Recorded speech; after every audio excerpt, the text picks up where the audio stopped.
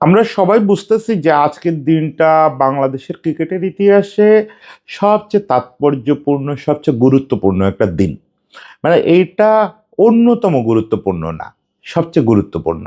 1999 সালে আমরা যখন বিশ্বকাপ খেলা শুরু করলাম, তারপর থেকে এরকম পরিস্থিতি তো আর আসে নাই যে আমরা বিশ্বকাপ খেলবো না বা বিশ্বকাপে আমরা নাই। তো সেই জিনিসটা ঘটতে যাচ্ছে সম্ভবত, যদি আজকে বুলবুল ভাই যেটা বলছেন যে কোনো মিরাকল না ঘটে। এখন এই মিরাকলটা কি?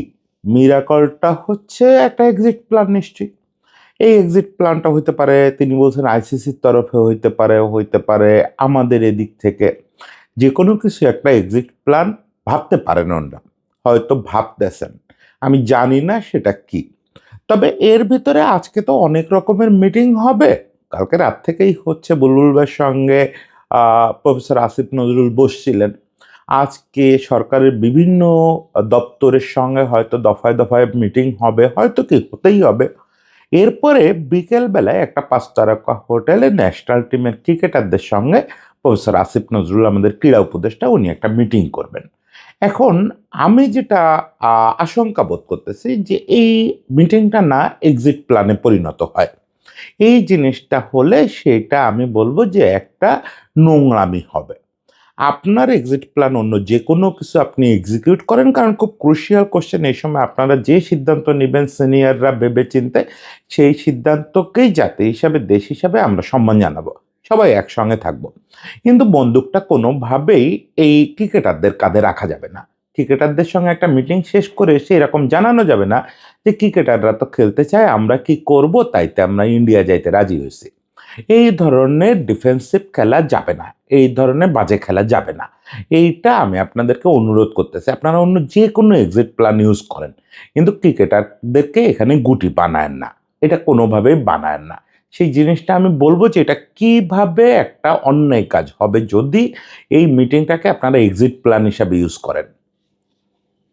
দেখেন, কালকে রাতে আইসিসি সভায় যেটা হয়েছে, কালকে রাতেই আমি কন্টেন্ট করছি, সেখানে বলছি, আপনারা মানেন না মানেন, এটা সর্বাত্মকভাবে বিসিবির কূটনৈতিক ব্যর্থতা। কূটনৈতিক ব্যর্থতা এবং নিরাপত্তা প্রেজেন্টেশনে নিজেদের অবস্থান বোঝানোর ব্যর্থতা। মানে প্রপারলি একটা অপ্রস্তুত গ্রাউন্ড ওয়ার্ক না করা এবং ভালো করে নিজেদের ডিফেন্স করতে না পারা একটা মিটিংয়ের বা প্রপোজালের ফলাফল হচ্ছে কালকের মিটিংটা। কূটনৈতিক ব্যর্থতা হচ্ছে ভোট ম্যানেজ না করতে পারা। সেটা তো কালকেও বলছি যে ভোট আমরা 9টা ম্যানেজ করতে পারতাম না। সেটা কূটনৈতিক সফলতা থাকলেও পারতাম না। ফলে ভোটের বিষয়টা বলি হচ্ছে যে কূটনৈতিক ব্যর্থতাটা বোঝাইতে। কিন্তু রিয়েলিটি হচ্ছে আইসিসি যে ভাষায় প্রেস রিলিজ দিছে এটা দিতে পারতো না যদি আমরা, হ্যাঁ হয়তো আইসিসি আমাদের আবেদন ডিনাই করতো, হয়তো কি ভোটে হেরে গেলে তো ডিনাই করতো, কিন্তু আইসিসি এটা বলতে পারতো না যে তারা কিছু প্রুভ করতে পারে নাই, তাদের এই মুস্তাফিজের ঘটনাটা বিচ্ছিন্ন ঘটনা, এই কথাগুলো আসতো না। তার মানে আমরা এখানে আমাদের যে দাবি, সেই দাবির সপক্ষে যথেষ্ট প্রমাণ সুন্দর করে, সুন্দর ভাষায়, নিরাপত্তা বিশ্লেষকদের ভাষায় বলতে পারি নাই। তো সেটা তো কালকের পর্ব গেছে, তারপরও বারবার বলি এটা আপনাদের ব্যর্থতা। এই ব্যর্থতার দায়ভার সাধারণ মানুষ, খেলোয়াড় কারো ঘাড়ে চাপানো যাবে না, কারো ঘাড়ে চাপানো যাবে না। দেখেন, সাধারণ মানুষ শুরু থেকে কিন্তু আপনাদের পাশে থাকছে, আমরা থাকছি। দু একজন হয়তো বিরোধিতা করছেন, দু একজন তো সঙ্গেই থাকছেন। কন্টেন্ট ক্রিয়েটররা, সাংবাদিকরা, দেশের শীর্ষ মিডিয়া, প্রথম আলো, তারা কখনো বিরোধিতা করেনি। তারা বরং যুক্তি দেওয়া, খুঁজে দেওয়ার চেষ্টা করছে যে কোন যুক্তি দিয়ে আপনারা আগাইতে পারবেন। এরকম অনেকেই আপনাদের পাশে থাকছে। আর সাধারণ মানুষ তো 16 আনা শুরু থেকে পাশে থাকছে। যখন মুস্তাফিজকে বের করে দেওয়া হয়েছে তখন পুরো দেশের মানুষ অপমানিত বোধ করছে, অবমাননা বোধ করছে। ফলে সবাই পাশে ছিল। এই ইস্যুতে কাউকে আপনি বলতে পারবেন না যে কেউ এই ইস্যুতে আপনাদের পাশে ছিল না। হ্যাঁ, আমি মাঝে কন্টেন্ট করছি যে এই লড়াইটা আপনাদের একাকী। সেই একাকিত্বের অর্থ হচ্ছে যে আপনারা এলিট সোসাইটিতে সমর্থন পাননি। তাতে কিছু যায় আসে না। জনগণের সমর্থন তো ছিল আপনাদের পাশে। এলিট সোসাইটির সমর্থন না থাকলে কি যায় আসে? এখন কথা হচ্ছে খেলোয়াড়দের অবস্থান। খেলোয়াড়দের অবস্থানের সমালোচনা শুরু থেকে আমি করছি বিভিন্ন ইস্যুতে। কোয়াবের অবস্থান মূলত। একটা জিনিস মাথায় রাখবেন, আমাদের দেশে এখনো খেলোয়াড় আর কোয়াব এক জিনিস না। আমাদের খেলোয়াড়রা আপনারা সেদিন প্রেস কনফারেন্সে অনেকের অ্যাটিটিউড দেখে ঘুমায়ে পড়া, বিরক্তি প্রকাশ করা, হাসা এগুলো দেখে বুঝতে পারছেন যে আমাদের খেলোয়াড়রা কোয়াবের সঙ্গে থাকতে হয় বলে থাকেন। কোয়াবও খানিকটা পলিটিক্যালি মোটিভেটেড একটা অর্গানাইজেশনে পরিণত হয়েছে। আগেও ছিল। আগে ছিল হচ্ছে বিসিবি যা বলে তাইতে হ্যাঁ বলতো। এখন তারা অন্যরকম পলিটিক্সের অংশ হইতে চাচ্ছে। Okay fine. কিন্তু সাধারণ খেলোয়াড়দেরকে এই পাল্লায় আনেন না। সাধারণ যারা খেলোয়াড় মানে আমার একেবারে থার্ড ডিভিশনের তৃণমূল যে খেলোয়াড় সেখান থেকে শুরু করে ন্যাশনাল টিমের রেগুলার খেলোয়াড় এদের কাউরে প্রতিপক্ষ বানানো যাবে না। এরা সবাই হচ্ছে আমার অ্যাসেট। এদের জন্যই মানে যত যাই বলি এরা আর দর্শকরা এই হচ্ছে পূজনীয়। এদের জন্যই বোর্ড আছে, এদের জন্যই সাংবাদিক আছে, এদের জন্যই স্পন্সর আছে, এই খেলোয়াড়দের জন্য আছে, আর হচ্ছে দর্শকদের জন্য আছে। আমি বারবার বলি মূল স্টেক হোল্ডার হচ্ছেন দর্শকরা। তো সে দর্শকদের তো আপনি গুটি বানাবেন না। দ্বিতীয় স্টেক হোল্ডার হচ্ছে খেলোয়াড়রা। এদেরও গুটি বানানো যাবে না। এই যে ন্যাশনাল টিমের সঙ্গে আজকে আপনারা বসবেন, ন্যাশনাল টিমকে এখনো পর্যন্ত প্রকাশ্যে যেটা বলা হচ্ছে যে ন্যাশনাল টিমকে সরকারের অবস্থান এবং পুরো ব্যাপারটা ব্রিফ করা হবে। ভেরি গুড, খুবই ভালো। সেটাই যদি হয় তাহলে তো আমি আমার চেয়ে সুখী আর কেউ হবে না যে আমরা এই করতে যাচ্ছি, তোমরা আমাদের সঙ্গে থেকো। এখানেই শেষ কথা। ওদের মতামত আজকে নিতে যায় না। মতামত নিলে সেটা আগে নিতেন, ঠিক আছে, কিন্তু আজকে মতামত নেওয়ার টাইম না। কারণ এই টিমের মধ্যে দু একজন তো থাকবেই যারা আসলে বাস্তবতা বুঝবে না, কূটনীতি বুঝবে না, এই ন্যাশনাল ইন্টারেস্ট এগুলো বুঝবে না। তারা হয়তো বলে ফেলবে যে না স্যার যাই হোক আমরা ইন্ডিয়া খেলতে যেতে চাই। ওই কথাটারে ক্যাশ করা যাবে না। বেশিরভাগ ক্রিকেটার, আমি জেনে বুঝে বলতেছি, বেশিরভাগ ক্রিকেটারের কাছে দেশ আগে। এই ন্যাশনাল টিমেরও আপনারা যতই দেখেন যে ওরা পারফর্ম করতে হয়তো দুর্বল, হয়তো টপ লেভেলে খেলতে পারে না, সেটা তো আমাদের জাতিগত ব্যর্থতা। কোন একটা সেক্টরে আমরা টপ লেভেলে খেলতে পারি?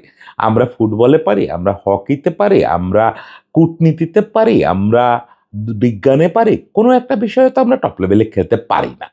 ফলে ক্রিকেটাররা তবু চেষ্টা করে মাঝে মাঝে, এখন সেই জন্য রাগ হয়ে ওদের তো ছুঁড়ে ফেলা যাবে না। কিন্তু একটা জিনিস আমি আপনাদের কথা দিতে পারি, ম্যাক্সিমাম ক্রিকেটার অত্যন্ত দেশপ্রেমী, অত্যন্ত দেশপ্রেমী। তাদের কাছে দেশের মর্যাদার চেয়ে বড় কিছু নাই। দেশের মর্যাদার জন্য এরা ক্যারিয়ারও বিসর্জন দিতে রাজি আছে। বেশিরভাগ ক্রিকেটার বিশ্বাস করেন, আমি এদের সঙ্গে এই এই জেনারেশনের ক্রিকেটারদের সঙ্গে তো আমার খুব বেশি কথা হওয়ার সুযোগ হয় না, কিন্তু আমি ক্রিকেটারদের কাছ থেকে দেখতেছি তো লম্বা সময় ধরে, এই সার্টিফিকেটটা অন্তত আমি দিতে পারি যে এরা মানুষ হিসাবে খুব দেশপ্রেমী। এখন বিপদটা কোথায়, যে আশঙ্কা আজকে এই সকালবেলায় কন্টেন্ট বানাইতে বসলাম, এ বিষয়ে আজকে সকালে কথা বলার দরকার ছিল না, কারণ সিদ্ধান্ত আস্তে আস্তে রাত হয়ে যাবে, তখন বোঝা যাবে যে আসলে কি হইতে যাচ্ছে। কিন্তু আশঙ্কাটা যেটা করতেছে যে এই মিটিংয়ের পর বিসিবি যদি এরকম একটা প্রেস রিলিজ দিতে চায় যে সরকার এবং বিসিবি আগের অবস্থানে অনড় ছিল, কিন্তু খেলোয়াড়দের আকুতি মিনতি দেখে শেষ পর্যন্ত আমরা ইন্ডিয়ায় যে খেলার সিদ্ধান্ত নিছি, এই খেলোয়াড়রা প্রত্যেকে বাংলাদেশে ভিলেনে পরিণত হবে। প্রত্যেকে। এই খেলোয়াড়দের আমরা যে সিকিউরিটি থ্রেটের কথা বলতেছি না, একেবারে যদি আপনি প্র্যাকটিক্যালি ভাবেন এদের একটা সিকিউরিটি থ্রেট পর্যন্ত তৈরি হবে। এরা স্বাভাবিকভাবে সমাজে ঘোরাফেরা করতে পারবে না। এমনিতেই সম্প্রতি বিপিএল এর মধ্যে যে ঘটনাবলী ঘটল তাতে খেলোয়াড়রা একটু ভিলেনে পরিণত হয়েছে, এবং সেটা আমি খুব আনজাস্টিফাইড মনে করি না। যে দু একজন ভিলেনে পরিণত হয়েছে ওটা আবার আবেগ, তো ওটা আবার মিয়েও গেছে। এই দেখেন বিপিএল এর এই পর্যন্ত আস্তে আস্তে এখন কিন্তু লোকেরা ফাইনালে সুমন ভাইয়ের দল উঠছে, হান্নান ভাইয়ের দল উঠছে, এগুলো নিয়ে আলোচনা করতেছে, ওগুলো মানুষ ভুলে যায়। পরদিনই লোকজন মাঠে চলে গেছে। ওটা অভিমানের সম্পর্ক, ছোট ভাইয়ের উপরে রাগ হয়েছে, আবার পরদিন তোর খেলা দেখতে যাব, ওটুকু ঠিক আছে। কিন্তু আপনি যখন ন্যাশনাল ইন্টারেস্টের ইস্যুতে খেলোয়াড়দেরকে ভিলেন বানাবেন, খেলোয়াড়দের দিয়ে এক্সিট প্ল্যান কার্যকর করবেন, তখন সেটা তো একটা স্থায়ী দাগ ফেলবে। এই খেলোয়াড়রা তখন পাশে কাউকে পাবে না।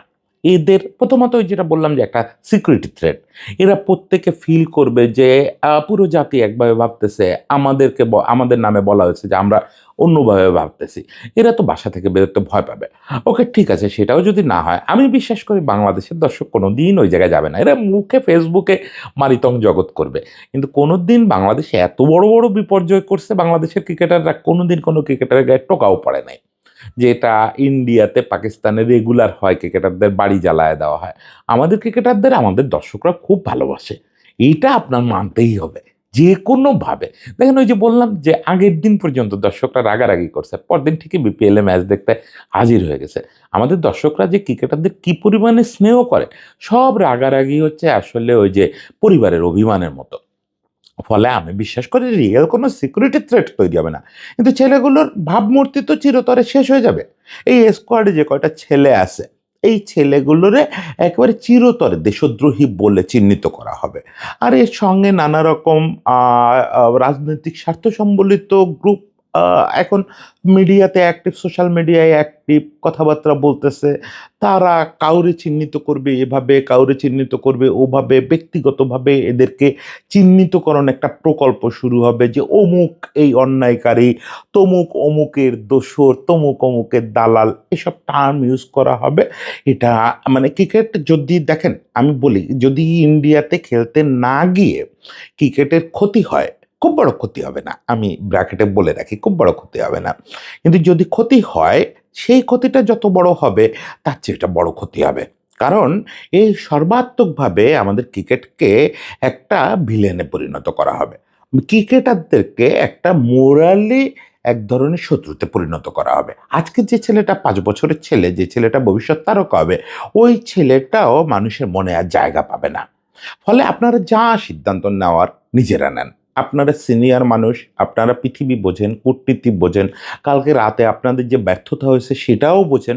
এটা অ্যাকসেপ্ট করেন, করে নিজেরা নিজেদের মধ্যে আলোচনা করেন, করে আপনারা যদি মিরাকলের আশায় বসে থাকেন, বুলবুল ভাই যেটা বলছে, ফাইন। যদি মনে করেন যে না, যা হয়েছে হয়েছে, আমরা ইগো ত্যাগ করে আমরা ইন্ডিয়ায় খেলতে যাব, আমরা আসি আপনাদের পাশে, কারণ আমরা তো এন্ড অফ দ্য ডে খেলা দেখতে চাই। যদি মনে করেন, আমি যেটা সবচেয়ে বেশি চাই যে না, একটা বিশ্বকাপ তো আমাদের, ঠিক আছে, এটা একটা বিরাট ধাক্কা লাগবে। 1999 সালের পর থেকে আজ পর্যন্ত আমরা কোনো বিশ্বকাপ মিস করি নাই, খেলোয়াড়ি কারণে আমরা মিস করি নাই, করতে হয় নাই। এই প্রথম একটা বিশ্বকাপ হবে আমাদের ছাড়া, আমরা শুরু করার পর থেকে। এটা একটা বিরাট মানসিক ধাক্কা লাগবে, আমাদের স্পন্সরের উপর ধাক্কা লাগবে, আইসিসি থেকে আমাদের জরিমানা করা হবে, কিছু টাকা পয়সার ক্ষতি হবে, অনেক কিছু হবে। তো এটা মেনে নিয়েও আমরা যদি প্রপার প্রস্তুতি নিয়ে কোর্ট অফ আরবিট্রেশনে যাই, গতকালকে আমার এখানে কেউ কেউ কমেন্ট করছেন যে আপনি বলছিলেন বাংলাদেশ ছাড়া বিশ্বকাপ হবে না, কথাটা এখনও আমি বিশ্বাস করি। কিন্তু সেই জন্য সেই প্রস্তুতি নিয়ে আমাদের সিএএসে যেতে হবে, কোর্ট অফ আরবিট্রেশনে যেতে হবে। এখন কোর্ট অফ আরবিট্রেশনে গিয়ে যদি আমরা কেঁদে দেই যে স্যার দেখেন আমাদের ছাড়া বিশ্বকাপ খেলতেছে, তাহলে তো কোর্ট শুনবে না। ওখানে সব ডকুমেন্টস নিয়ে যেতে হবে, প্রপার প্রস্তুতি নিয়ে যেতে হবে, বিশ্বসেরা কিছু ফার্ম হায়ার করতে হবে, ও আবারও কূটনৈতিক তৎপরতা চালাতে হবে যাতে দু একটা বোর্ডের প্রতিনিধিরা ওখানে আমাদের পক্ষে কথা বলেন যে হ্যাঁ, বাংলাদেশের সঙ্গে এই ইনজাস্টিসটা হয়েছে। তারপরে রেফারেন্স থাকবে, সব কিছু নিয়ে গেলে স্টিল আমি বিশ্বাস করি যে সিএস আইওসিকে বলবে বা সরাসরি আইসিসিকে বলবে যে বিশ্বকাপে সাসপেন্ড রাখেন, আগে এই ইস্যুটা সমাধান করেন। এটা আমি বিশ্বাস করি বাংলাদেশকে ছাড়া বিশ্বকাপ হওয়া সম্ভব না। এখনো আমি জোর দিয়ে বলতেছি, যদি বাংলাদেশ প্রপারলি মুভ করতে পারে, না পারলে হয়ে যাবে, কি করা যাবে, সেটা তো আমাদের ব্যর্থতা, সেটা তো আইনি কোনো ব্যাপার না। এমন না যে সম্ভবই না, সম্ভব ছিল, আমরা সম্ভব করতে পারবো কিনা সেটা আলাদা কথা। এখন আমার যে মূল প্রশ্ন আজকে, সেটা হচ্ছে আপনাদের কাছে 1000টা দুয়ার খোলা আছে, 1000টা দুয়ার খোলা আছে, এবং কোন দুয়ারে যাবেন সেটা সিদ্ধান্ত নেওয়ার জন্য আপনারা যথেষ্ট, ক্রিকেট বোর্ড যথেষ্ট, রাষ্ট্র যথেষ্ট, ক্রীড়া ও মন্ত্রণালয়, ক্রীড়া উপদেষ্টা যথেষ্ট। আপনারা অভিভাবক, রাষ্ট্রের অভিভাবক, আমাদের সবার অভিভাবক, রাষ্ট্র তো সবার অভিভাবক, ক্রিকেট বোর্ড হিসাবে আপনারা সাংবাদিকদের অভিভাবক তো বটেই, খেলোয়াড়দের তো অভিভাবকই, সবার অভিভাবক। আপনারা যে সিদ্ধান্ত নেবেন নিজেরা নিজেরা নেন, এটা কারোর ঘাড়ে বন্দুক রাখেন না, বলেন না যে অমুকের আবদারের কারণে আমাদের এটা করতে হয়েছে। যেটা প্রকাশ্যে বলা হচ্ছে সেটাই করেন, আপনারা সিদ্ধান্ত নিয়ে ওই মিটিংয়ে ঢোকেন, ঢুকে ক্রিকেটারদেরকে জানান যে বাবারে আমরা এই কারণে এই সিদ্ধান্ত নিয়েছি, তোমরা আমাদের পাশে থাকো, তোমাদের কষ্ট হবে, তোমরা ম্যাচ ফিগুলো মিস করবা, বিশ্বকাপ না খেলতে পারার যে বিশাল আবেগের ধাক্কা এটা তোমাদের উপর পড়বে, কিন্তু উই আর ফাইটিং, আমরা এই যে এই ডকুমেন্টস ম্যানেজ করছি, আমরা কালকে মামলা করতে যাচ্ছি। ক্রিকেটারদেরকে বুঝায় বলে শেষ করেন। আর যদি মনে করেন যে না, আপনারাই সিদ্ধান্ত নেবেন আমরা বিশ্বকাপ খেলতে যাচ্ছি, সেটাও ক্রিকেটারদেরকে বুঝায় বলেন এই পরিস্থিতিতে আমরা যাচ্ছি, আমরা একটু পেছন পায়ে খেলতেছি, এক পা পিছনে আসা মানেই যুদ্ধ থেকে সরে আসা না, সিংহ শিকারের আগে এক পা পিছায় আসে। তো সেভাবে বুঝায় সুঝায় খেলোয়াড়দের বলেন, বলে খেলতে যান, এবং সেটা পরিষ্কার বলেন যে এটা আমরাই সিদ্ধান্ত নিছি। যাই হোক, এরকম একটা ক্রান্তিকালে একটা জিনিস বিশ্বাস করেন, আমরা নানা অর্থে ক্রান্তিকালে আছি। এরকম একটা ক্রান্তিকালে খেলোয়াড়দেরকে ভিলেন বানান না, তাদের ঘাড়ে বন্দুক রেখে কোনো এক্সিট প্ল্যান করেন না। যাই হোক, সবার জন্য শুভকামনা থাকলো। আশা করি যে শেষ পর্যন্ত বাংলাদেশের সব কর্তৃপক্ষ একই সঙ্গে মাথা উঁচু রাখা এবং ক্রিকেটকে উঁচু রাখা, দুটো জিনিস একসঙ্গে কিভাবে করা যায় সেই সমাধান পথে এগোবেন। সবার জন্য প্রার্থনা থাকলো, সবাই ভালো থাকবেন।